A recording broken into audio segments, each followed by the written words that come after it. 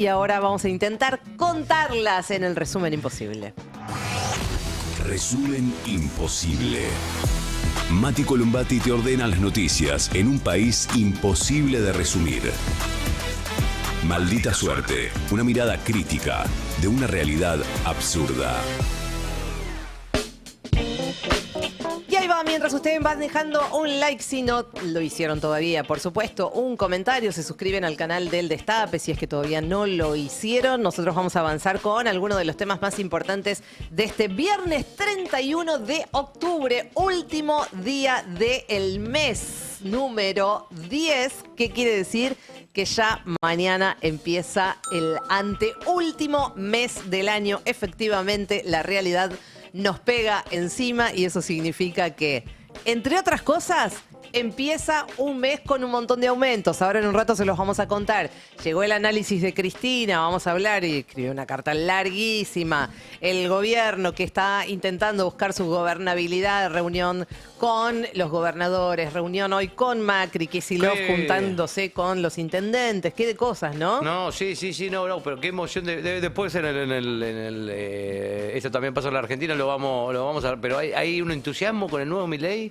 Sí, hay yo veo mucha gente entusiasmada. Entusiasmada en los medios, no sé si en la calle, no vi tanto en la calle, pero hay un entusiasmo. Ay, entre algunos comunicadores. Qué divino este presidente, por favor. Ay, me muero. Lo que ha cambiado, mirá lo que es ahora. Ya no usa más campera. Mirá, saluda. Ay, la saludó Jorge Macri, por favor, mirá, me muero. Se abrazaron. Bueno, de eso vamos a estar hablando, vamos a estar analizando. Vamos a empezar entonces por, hablando de análisis, lo que acaba de escribir Cristina Fernández de Kirchner, que acaba de publicar en sus redes una carta de 4 páginas, no es que acaba, sino que se conoció esta mañana, para analizar la derrota electoral del domingo pasado. Es muy larga, vamos a tratar de resumir un poco, pero cuestionó básicamente el desdoblamiento de las elecciones, es decir, la estrategia elegida por Axel Kicillof. Lo calificó como error político.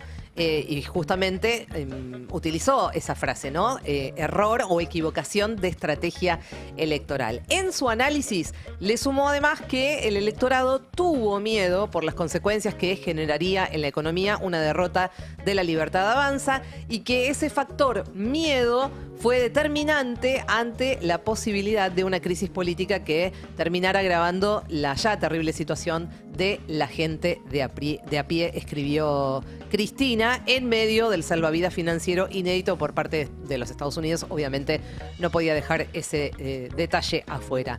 Y dijo, además, con la amenaza de que todo iba a explotar, lograron una sobreestimulación emocional en una parte del electorado. De todas formas, resaltó que de ninguna manera una victoria en las elecciones de medio término garantiza el resultado en la siguiente elección presidencial, refiriéndose por supuesto al 2027. Lo ejemplificó con lo que le ocurrió a Macri en el 2017, algo que venimos diciendo todos una y otra vez, y es como, bueno, sí. es como el faro el que estamos mirando y decir, bueno, pasó esto en el 2017. Sí, de lo que nos agarramos. Nos agarramos un poco, hay que decirlo, un poco sí, nos agarramos de eso.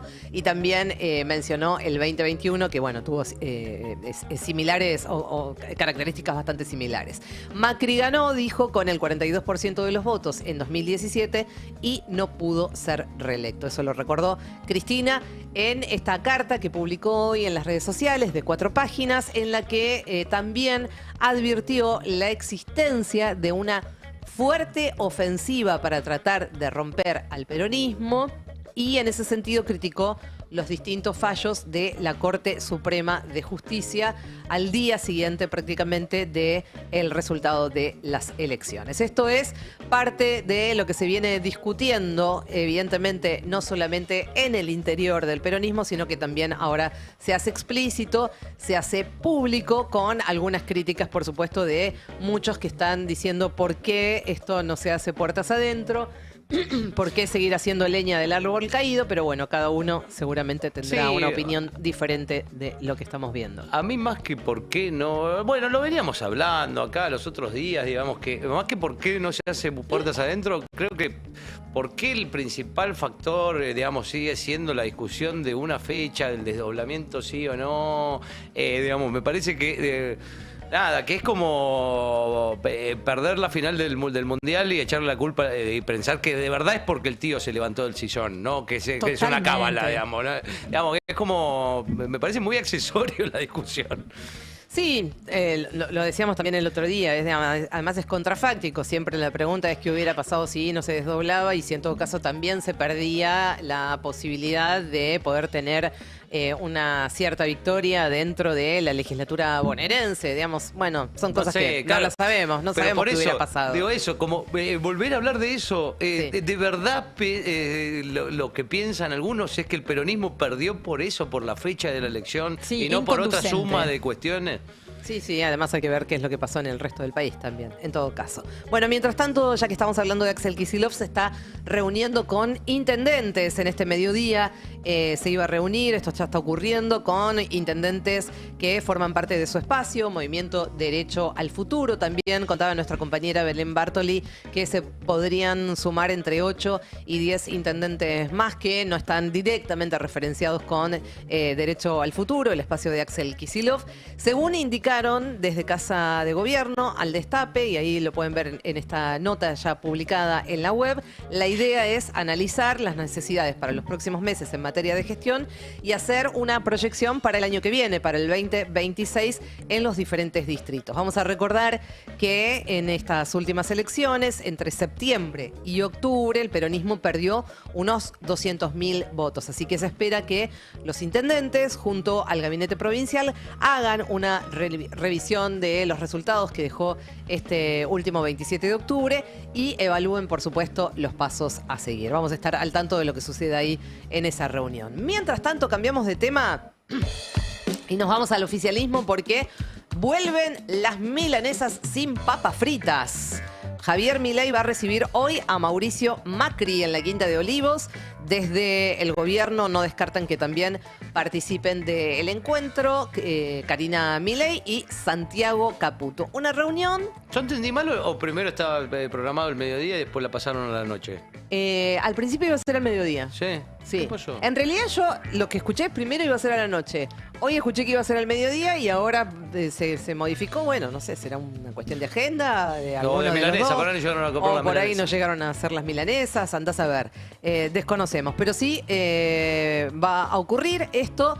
Decíamos que puede llegar a estar, lo que obviamente marcaría un gesto político importante en el medio de una interna que ya la venimos contando, que Mati la vino narrando toda esta semana también, dentro del propio oficialismo, qué lugar se le está dando a cada uno de los actores dentro del oficialismo, ¿no? Y habrá que ver, en todo caso, si efectivamente se concreta la presencia, bueno, la de Karina Milei ni hablar, pero la de Santiago Caputo. Una reunión que decíamos se da en un contexto de posibles cambios de gabinete que podrían incluir, obviamente, a integrantes del PRO y en plena discusión sobre las reformas estructurales, el presupuesto del año que viene, del 2026. Se espera que Milei y Macri analicen la búsqueda de consensos con los gobernadores, también lo que puede llegar a pasar con estas articulaciones dentro del Congreso, en línea con lo que vienen pidiendo. Gobernabilidad, ¿no? Pedido de gobernabilidad que sugieren distintos sectores. Cuando decimos distintos sectores, llámese Estados Unidos, ¿no? Sí. Le vienen pidiendo, te vamos a dar la guita, pero vos tenés que buscar un poquito más de gobernabilidad. Bueno, ya vimos que ahí está haciendo unos gestos bárbaros. Milei, que eso parece que entusiasma a mucha gente. No, pero además se nota como, viste, como cuando un nene como que se tiene que portar bien, viste, sí. está como pensando en eso y como que arranca en un momento para putear a los periodistas y se frena. Sobreactúa. Sí, Esa es y la sensación. Y habla... Yo nunca pude, no Sí, sé, como como un está tono, haciendo mucha fuerza. un tono de bueno, pone, le dijeron, poné tono de bueno. Sí, está haciendo muy poca fuerza. voz, mínima voz de Alfa, Sí. en práctica, nada. Un dato más, que es que este encuentro que se va a dar entre Macri y Milei lo propuso el propio Milei, porque, bueno, el miércoles lo llamó a Macri para agradecerle su acompañamiento durante la campaña, en especial durante el escándalo que lo dejó afuera del primer lugar en la candidatura a José Luis Espert. Y ahí fue que lo invita a Olivos. Concretamente, esto va a suceder en el día de hoy. Hablando de gobernabilidad, en búsqueda de la misma, podríamos decir, Javier Milei recibió ayer 20 mandatarios para avanzar en los consensos de cara a las nuevas reformas que quiere llevar adelante. Bueno, dejó afuera, por supuesto, a los 4 gobernadores peronistas, kirchneristas, comunistas, diría el propio Javier Milei. Estuvo muy sereno. Ahí vemos una de las fotos que finalmente se sacaron.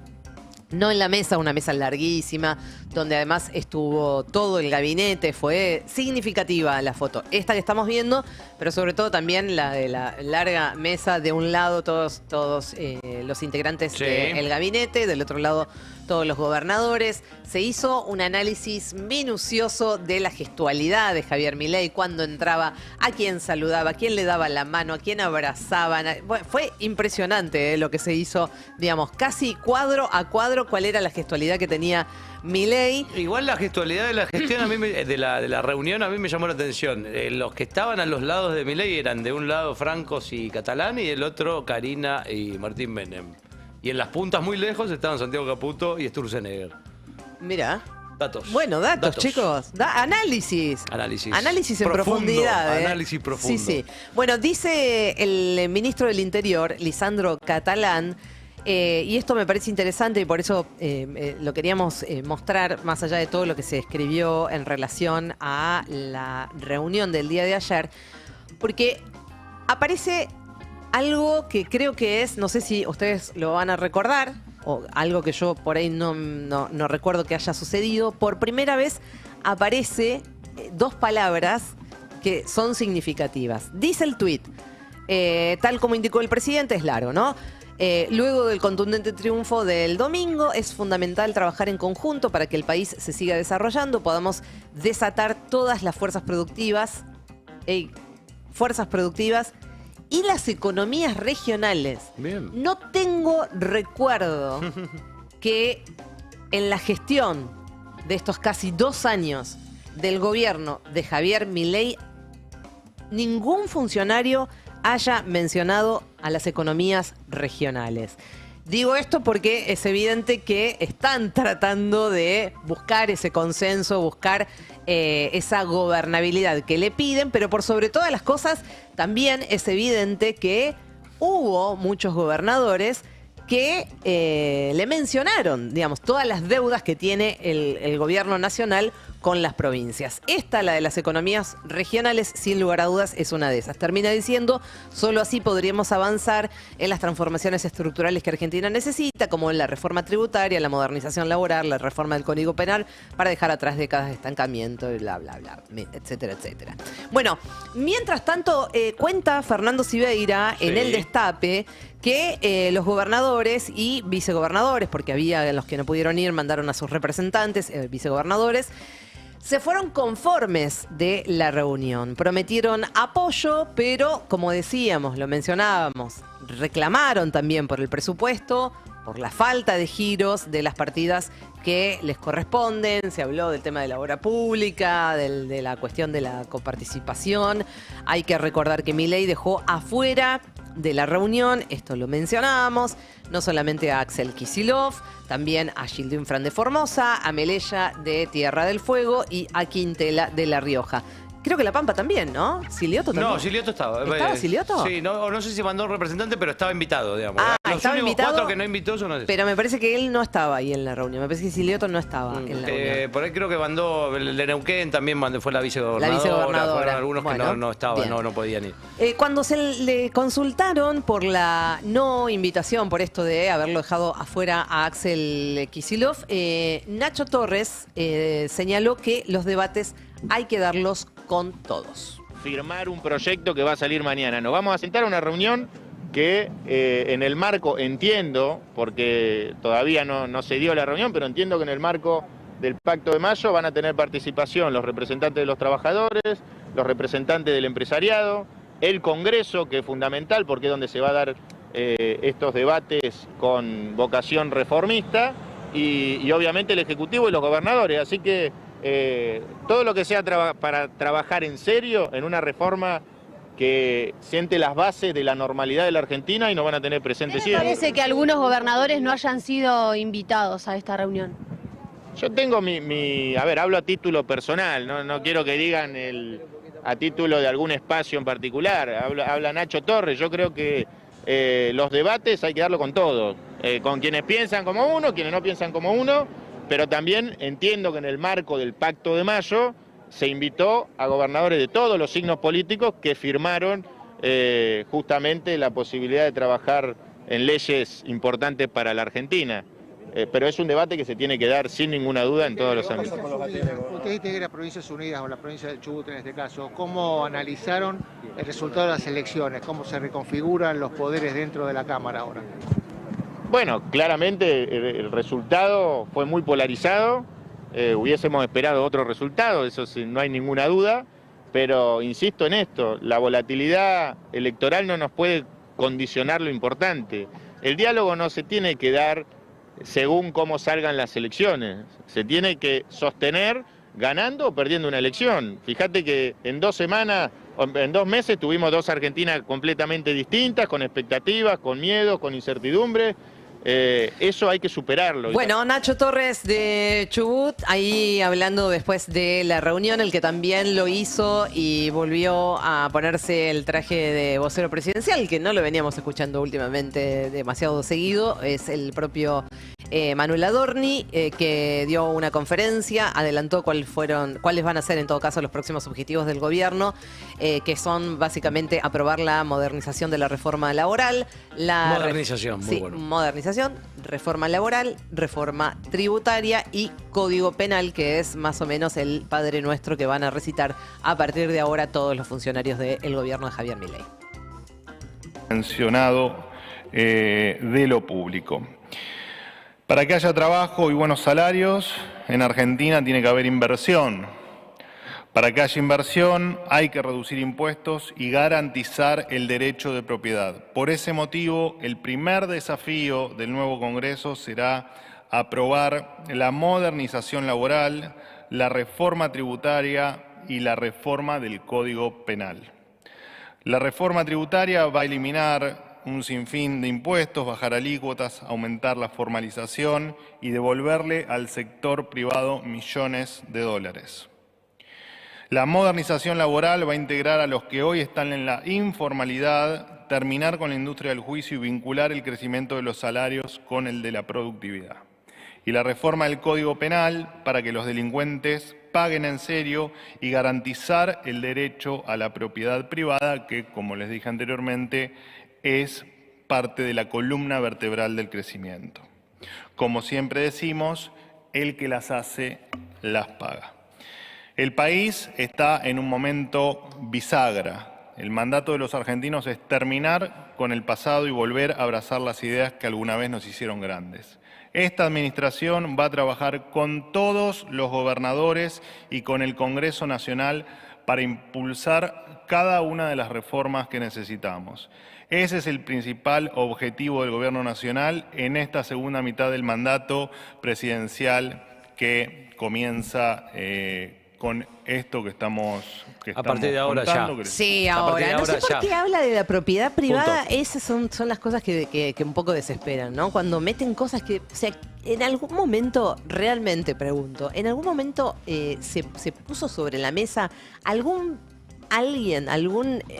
dirigente de la oposición puso sobre la mesa el tema que deje de existir la propiedad privada? Lo dice en el marco de la reforma del Código Penal, lo de la propiedad privada, pero sí, es curioso cómo remarca ahí sobre el final que vamos a hablar con todos los gobernadores. No es verdad eso, o sea, No, ya con todos no. arranca con una mentira. Y otra cosa fabulosa es que le vamos a devolver millones de dólares a los privados. Bueno, igual Millones. se vayan despidiendo, no sé, porque parece que, no sé si esta tarde cambia de lugar, es Manolito. Bueno, no lo sabemos. Dicen Todo que puede pasar. puede ser jefe de gabinete. Todo puede pasar, ya lo vamos a saber. Después de la reunión de Milei con los gobernadores. El presidente fue invitado por Pablo Rossi en A24, una extensa entrevista muy apocado, muy moderado seguramente. Sí, Jera sí. después va a hacer el análisis de lo que dejó. Sí, dejó de usar 4 camperas. Sí, eso es algo que se resalta muchísimo. Es verdad que no se cambió el traje ni la corbata desde el domingo. Bueno. Pero bueno. Bueno, es un comienzo. digamos. No. puede, Yo creo que es che, parte de la amigo. fascinación de esto. No, está usando una corbata azul. bárbaro, No, pero me muero muerto de acá. Bueno, ahí habló de que la reunión finalmente terminó siendo extremadamente positiva y también se le preguntó por Axel Kicillof. Bueno, presidente, recién salido de esa reunión, ¿cómo le fue? Yo creo que fue una reunión extremadamente positiva, Excelente.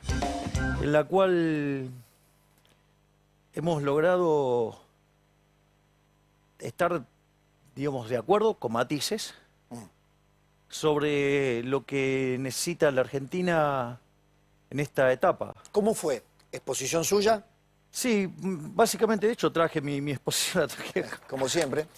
para que, digamos, para no faltar al orden y a lo que verdaderamente tratamos. Es decir, en estricto rigor, lo primero que hice fue dar las gracias a cada uno de los gobernadores por el gesto, ¿no? Porque, digo, muestra esta voluntad de respetar lo que pidieron más de 2/3 de los argentinos, de no volver al pasado, de ir el camino hacia la libertad en el futuro. Obviamente esto Así es que una agradeció. avenida Bueno, esto recién empieza, dice bárbaro. Es una avenida de dos vías. Dar, recibir, esa es más o menos la lógica de lo que plantea Javier Milei después de esta cumbre. Algunas cosas que dejó esa entrevista que se pueden resaltar más allá de lo que viene diciendo habitualmente, es que esto sí, digamos, es una novedad, sobre todo teniendo en cuenta que la verdad es que fuera de lo que ocurrió durante la campaña electoral, Javier Milei no había visitado ninguna provincia. Ninguna provincia. Era algo que se le venía achacando, que se le venía pidiendo, que se venía protestando. Estaba muy ocupado con Estados Unidos. Pero porque, Gaby, claro, Estados Unidos es un país muy grande, hay mucho para visitar. ¿Cuántas veces viajó a Estados Unidos? Ya ni 14, sí, 15. Sí. Perdimos la cuenta. De verdad, a otros países también viajó, pero para recibir esos premios Falopa o para participar de esas reuniones rarísimas que nadie sabe, digamos. Y viaja otra vez prácticamente, nuevamente, ¿no? digamos, sin agenda bilateral con ningún otro país. O con otros países. Por eso esto también llama la atención, porque es evidente que acá están pegando, digamos, un rumbo, digamos, o una vuelta de timón para tratar de buscar qué es lo que básicamente le pide el gobierno de Estados Unidos. Gobernabilidad. ¿Cómo se consigue eso? Bueno, viajando por fin a las provincias. Digo, usted cuando va aprendiendo a hacer un trabajo se vuelve más productivo. Así que ahora, por ejemplo, una de las cosas que incorporamos es que vamos a viajar a 2 provincias por mes. ¿Ah, sí? ¿Nosotros quiénes? ¿Quiénes van a viajar? Digo, por lo menos mi hermana y yo, seguro. Ustedes dos a 2 provincias por mes. Ah, muy bien. Como una estrategia política de qué, de conocer en territorio, de recorrer el Me país. parece que le hace bien a la gente que yo visite el territorio. Sí, señor. Era una de las cosas que a veces señalaban los propios gobernadores. Que venga el presidente. Es más, Muy de hecho, bien. estamos pensando en hacer una reunión de gabinete por mes en el interior. Nunca se hizo eso. Nunca Bien. se hizo. Bien. Nadie lo Ese- hizo. digo, Alberto viene Fernández ese, digo, hacía. es algo Vení, nuevo, vení. es algo- Alberto Fernández hacía Sí, reuniones de le gabinete. duró poco porque le agarró la pandemia, pero Sí, creo es que verdad. llegó a hacer una, pero fue idea de Alberto Fernández. Fue idea de Después ya cuando no había onda para ir al interior a hacer las reuniones de gabinete. Más allá de la joda, esto marca evidentemente lo que está sucediendo, digamos, por lo menos este intento, no sabemos si es sobreactuación, si finalmente esto va a ocurrir, que era lo que le venían pidiendo. Por eso remarcaba lo de Lisandro Catalán, esto de empezar a hablar por primera vez, escuchamos en boca de dirigentes de La Libertad Avanza de economías regionales, viajar a las provincias, hacer reuniones de gabinete en las diferentes provincias una vez por mes. Bueno, evidentemente, por lo menos lo que están intentando mostrar es ese cambio, hacia dónde quiere ir. Vamos a ver si lo logra, vamos a ver si esto es simplemente maquillaje o, digamos, fuegos artificiales, o si logra algo con esto. Está claro que el pedido no tiene que ver en sí con las formas. Lo que lo molesta no es la forma de que él insulte o que diga mandriles o que yo, o que hable con voz de alfa, que hable ahora como habla así. Sí. El tema es cómo jurídicamente la gente que apoya esta reforma que quiere hacer Milei, de sacar derechos a los trabajadores y qué sé yo, entiende que eso no se puede hacer de la forma que venía Milei, a decretos y vetos. Digamos, entonces lo que quiere es ampliar el consenso para aplicar esas cosas y que sean más difíciles en todo caso de revertir. Es por ahí, me parece. Sí, además estaremos atentos a ver si esto finalmente termina quedando solamente en el terreno de lo discursivo o si empiezan a hacerla, digamos, por ejemplo, empiezan a poner guita, la guita que le retasearon durante todo este tiempo a las provincias, digamos, con el tema de los atenes o la coparticipación de algunos impuestos, como el impuesto a la nafta, que dicho sea de paso, después lo vamos a hablar, pero está subiendo también. Eran impuestos que, digamos, el Estado le puso la pata porque se suponía que con eso se iban a hacer obras públicas. Las obras públicas no se hicieron, las provincias le dicen, si no vas a hacer las obras, si no vas a hacer, participamela, o sea, dame lo que me corresponde. Bueno, habrá que ver si esto avanza y si, bueno, finalmente hay, digamos, algo concreto en relación a que las provincias empiezan a recibir más guita. Por ahora, verdad que también, en ese sentido, yo creo que algo le van a dar, pero digo, más allá de eso, también los gobernadores, no todos los gobernadores, los 20 que estaban ahí, pero sobre todo los que pertenecen a las Provincias Unidas, ya estaban prácticamente alineados. Eso fue rarísimo. En campaña, cuando todavía la campaña era la de la semana anterior, lo que todos creíamos que el gobierno perdía como en la guerra. Las últimas 2 semanas de campaña no dejaron de puyar o yarllar, no dejaron de tirar los centros a Milei y decir que le iban a aprobar toda la reforma. Todo. Que eso evidentemente tiene que ver con lo que pasó con Estados Unidos. No. Antes del resultado de las elecciones. Ya se habían, imagínate ahora con el resultado puesto. Digamos, ya se habían alineado antes por el pedido de Bennett o de quien mierda sea. Pero sí, ya había pasado, digo, bueno, no creo que se pongan demasiado combativos. Hablando de gobernadores, de quienes también formaron parte de esa reunión, vamos a empezar a ver también, a repasar algunas declaraciones que hicieron en este caso Carlos Sadir, porque uno de los temas de los que se habló fue, como decíamos, el nuevo Padre Nuestro, la reforma laboral. Ahí Carlos Sadir habla de lo que había planteado el presidente en relación al tema de los convenios, que va a ser uno de los temas fundamentales que van a intentar modificar, además del tema de la indemnización, que, digamos, se van a dejar de hacer los convenios como se venían haciendo desde hace muchísimo tiempo, y que lo que se plantea es que los convenios se puedan realizar por provincia, por región o por empresa. Eso es lo que dice Carlos Sadir.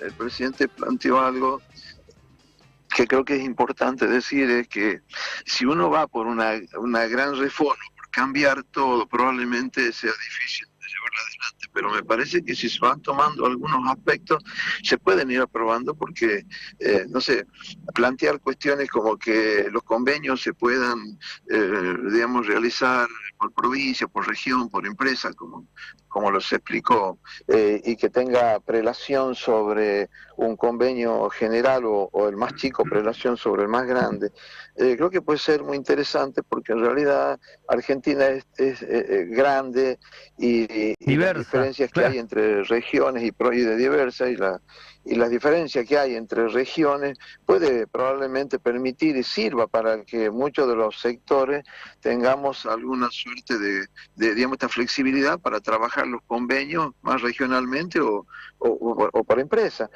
Me parece que es una alternativa. Bueno, hablar del tema de atar la productividad, me parece que es una alternativa, o que los cambios que se planteen, o las modificaciones se planteen para adelante, no respecto de lo que ya están, digamos, formalizados. O sea, yo creo que hay alternativas, por eso me parece que plantearlo como una gran modernización. Bueno, 2 temas fundamentales en el tema de la reforma laboral, o como quieren empezarlo a llamar ahora, la modernización laboral, tiene que ver con básicamente el tema de las indemnizaciones. Nosotros veníamos hablando de un proyecto que había presentado el año pasado una legisladora de La Libertad Avanza.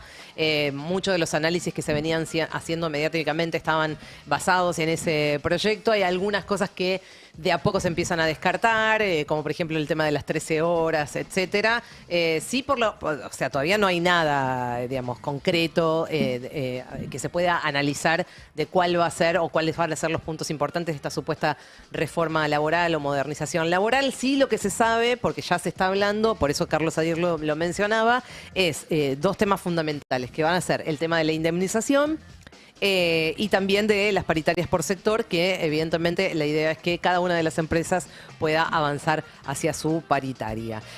Hablando de esto, Gustavo Sanz, otro de los gobernadores que estuvo presente ayer en esta reunión con Javier Milei, gobernador de Salta, consideró que ya es medio anacrónico hablar de patria o colonialismo y que incluso hay una oportunidad en esto de que Estados Unidos nos esté ayudando. ¿Quién habló de Donald Trump y de la intervención del gobierno de Estados Unidos? ¿Le preocupa o le genera algún tipo de interpretación positiva este apoyo tan fuerte de los Estados Unidos? No, a mí no me preocupa que nos acompañen y nos ayuden. A mí me preocupa otras cosas. Si esto sirve para que la gente esté mejor y para que el país crezca, yo creo que ha terminado el tema ese de pensar patria o colonia sí, Braden o Perón. Que explíqueselo a sus socios. Sí, no, mis socios son los salteños. Yo siempre digo que mis verdaderos socios son los salteños a quienes represento. Siempre he tenido buena relación con los presidentes, respetando la voluntad popular.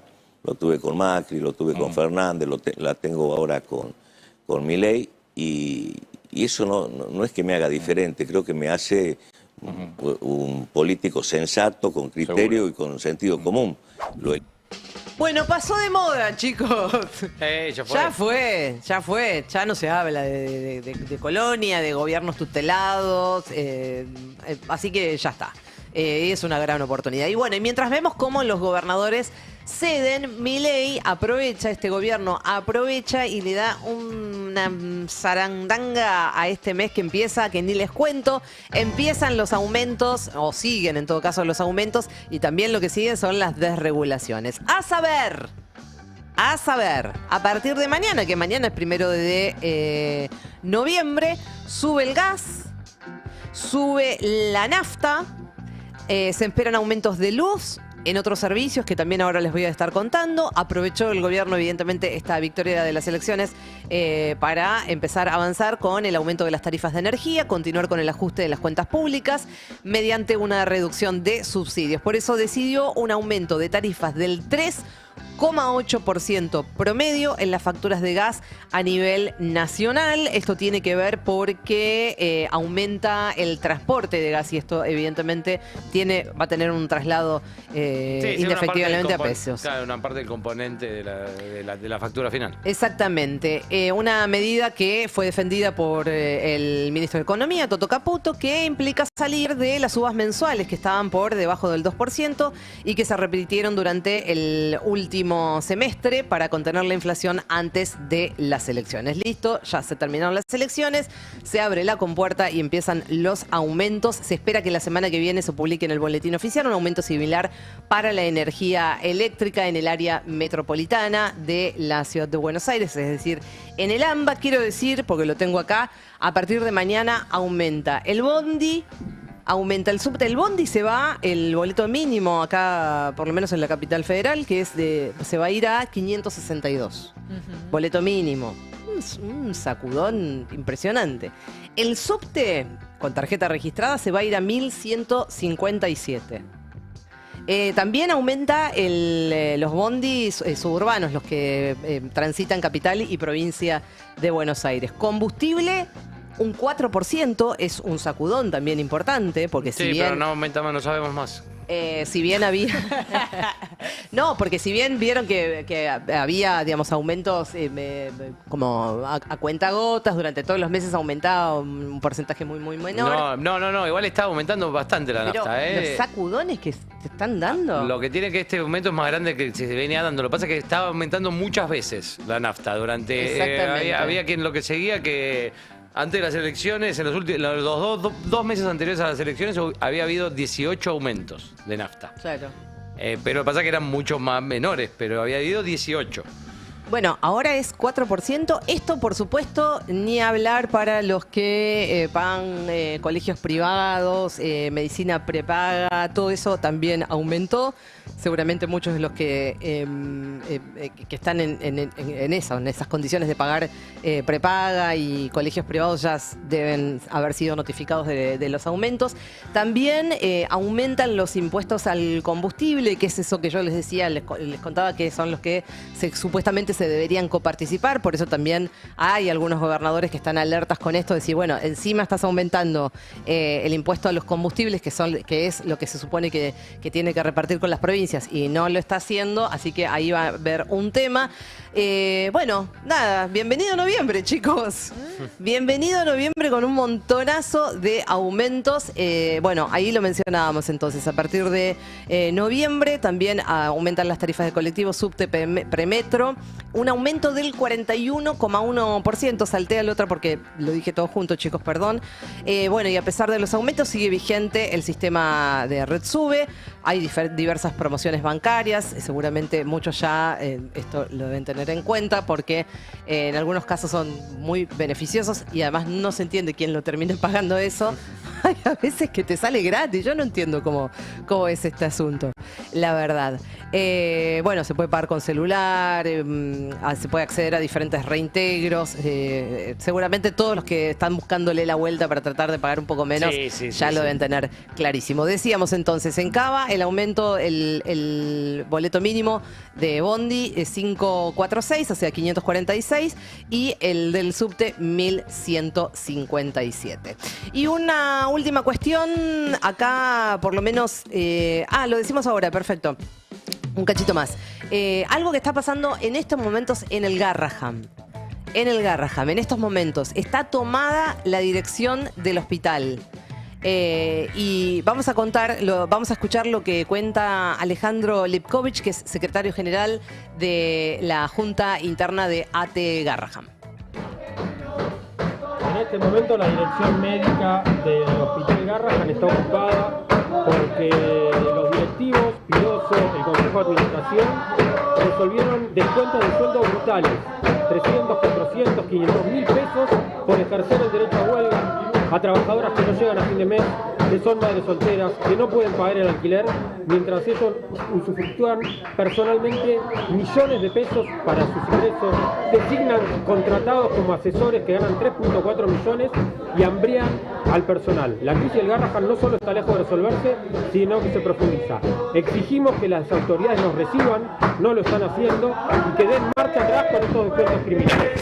Bueno, un ruido impresionante, pero les cuento básicamente que esto que está ocurriendo en estos momentos en el Garraham tiene que ver con descuentos que, según cuentan los trabajadores y el propio Alejandro Lipkovich, son descuentos salvajes a los salarios de enfermeras, instrumentadoras, las maestras del jardín de infantes que funciona dentro del Garraham, y lo que están exigiendo es ser recibidos por las autoridades que por ahora no están dando respuestas. En un ratito también, si tenemos tiempo a lo largo de este programa, vamos a estar hablando de lo que sucede con otro de los temas que fueron fundamentales durante todo este tiempo, que es el tema de la discapacidad y este aumento insignificante que dio el gobierno, que se vanagloria de haber hecho lo que correspondía, que era darle aumento. Sin embargo, no se está cumpliendo la ley votada de emergencia en discapacidad, y en un rato se los voy a estar contando. Última información, ahora sí, que queda ahí colgadita del tintero. ¿Entró Lustó al final?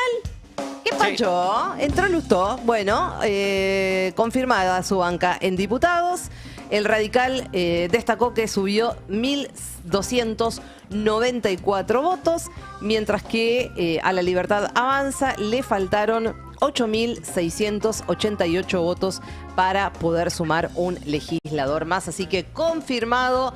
Va a tener su banca ahora en diputados, es decir, del Senado pasa a diputados Martín Lustó. Hasta acá la información nacional. Vamos a ver qué pasa, Ori, en materia internacional. Una vez no es costumbre, hoy arrancamos con una nota publicada en el diario The Wall Street Journal titulada A ver, atenti. Estados Unidos planea atacar objetivos militares venezolanos utilizados para el narcotráfico. Este es el título que estamos justamente compartiendo en pantalla. Según funcionarios estadounidenses citados por The Wall Street Journal y también por el Miami Herald, la administración Trump estaría apuntando a la infraestructura donde se cruzan, y acá voy a citar textualmente, los intereses del régimen de Maduro y los cárteles de la droga. Estados Unidos estaría ya listo para pulsar el botón en cuestión de días u horas. El objetivo, enviar un mensaje directo al presidente Nicolás Maduro: es hora de que renuncie. Esto también lo estoy citando textualmente en base a la nota publicada ayer a la tarde. La información fue desmentida por el propio Donald Trump este viernes, aunque recordemos, en más de una ocasión el presidente estadounidense dejó abierta la puerta a una intervención por tierra, por lo que al menos no suena inverosímil. No tenemos la confirmación, no sabemos si es parte de la guerra psicológica o si efectivamente se acerca, es inminente el ataque estadounidense contra instalaciones, infraestructuras venezolanas. Pero lo cierto es que todas las condiciones están dadas para que escale cada vez más la guerra, ¿no?, que ha lanzado Washington contra el gobierno de Nicolás Maduro. El artículo del Wall Street Journal señala que entre los posibles blancos figurarían puertos y aeropuertos controlados por militares, instalaciones navales y pistas aéreas supuestamente usadas para el tráfico de drogas. Todo esto es parte entonces de esta estrategia que venimos comentando y siguiendo día tras día. Trump está pisando el acelerador contra Maduro, a quien acusa, recordemos, de liderar el llamado Cartel de los Soles, aunque nunca presentó pruebas. La campaña, esa campaña de presión, ¿no?, podríamos llamarla, incluye operaciones contra supuestas narcolanchas y un despliegue militar muy masivo en el Caribe. Para Donald Trump todo esto tiene que ver con la lucha contra el narcotráfico, ¿no? Ese es el argumento que justificaría todo esto que estamos viendo desde septiembre. Para Donald Trump se trata entonces de lucha contra el narcotráfico, pero para las Naciones Unidas, Estados Unidos está lisa y llanamente violando el derecho internacional con esos ataques en particular. Estamos nuevamente difundiendo imágenes de los ataques. La Oficina de Derechos Humanos lo dijo en un mensaje publicado en las últimas horas. La administración Trump debe detener, la Oficina de Derechos Humanos de la ONU, ¿no? La administración Trump debe detener los bombardeos contra embarcaciones en el Caribe y en el Pacífico, porque esto empezó en el Caribe y después se fue extendiendo al Pacífico. Evitar el asesinato extrajudicial de quienes viajan a bordo, ¿no? Me parece muy importante en este caso la elección de palabras. Cualquiera sea el delito que se les atribuya. Eso lo venimos diciendo desde un primer momento. No se conocen detalles del por qué se los acusa de transportar drogas. De ser el caso, ¿por qué no simplemente detenerlos y presentarlos ante la justicia? Porque cualquiera tiene derecho a ese debido proceso. Lucha contra el narco, entonces, para Donald Trump, violación del derecho internacional y asesinatos extrajudiciales para las Naciones Unidas. Y le propongo que escuchemos qué significa todo esto para María Corina Machado, porque ella es Nobel de la Paz, ahora tiene una voz que trasciende, ¿no? Sí. Le preguntaron unos días, hace poquitos días, le preguntaron si está de acuerdo con esa estrategia de Trump de hacer volar por los aires barcos sospechosos de traficar drogas hacia Estados Unidos, y se van a sorprender. Escuchen esa respuesta.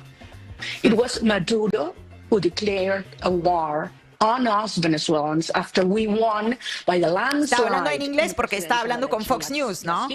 So he has applied María Corina Machado, Nobel de la Paz, la dirigente opositora venezolana, diciendo: fue Maduro quien nos declaró la guerra a nosotros los venezolanos después de que ganamos por goleada en unas elecciones presidenciales el año pasado, así que ha aplicado el terrorismo de Estado en el interior, ¿no?, hacia nuestro pueblo, y el narcoterrorismo en el exterior hacia las naciones del hemisferio occidental. Así que Maduro es quien inició la guerra A mí me parece que desde la oposición se le puede achacar todo tipo de cosas a Nicolás Maduro. Sí. Pero que siendo venezolana, además ahora Nobel de la Paz, utilice la misma retórica que no nos sorprende, pero la verdad que se haga carne de la retórica yanqui estadounidense, belicista de la administración Trump, es bastante llamativo. Sí, tiene que pensar en los diarios, tiene que poner la frase, bien bombardeados están,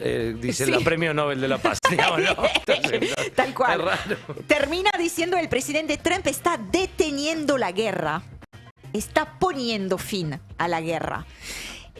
Bien, terrorismo entonces de Estado adentro, narcoterrorismo, insisto sobre esto porque lo vamos a escuchar una y otra vez. Esta es la línea discursiva que se viene imponiendo desde Washington y que algunos acá en la región ya se apropiaron, como la Pato Bullrich acá en la Argentina y muchos otros, los Bolsonaro en Brasil, la ultraderecha en general en la región, y que su entender justifica cualquier tipo de acción injerencista o de carácter militar. Terminamos brevemente en otro orden de cosas, contando que en paralelo, entonces, en otro frente clave, la semana comenzó este viernes en Corea del Sur la cumbre anual del Foro de Cooperación Económica de Asia-Pacífico, que conocemos por su sigla APEC, que representa el 60% del PIB mundial y casi la mitad del comercio global. Así que son eventos que no tienen tanta trascendencia como la cumbre del G20 o lo que fuera, pero sin embargo juntan a una cantidad de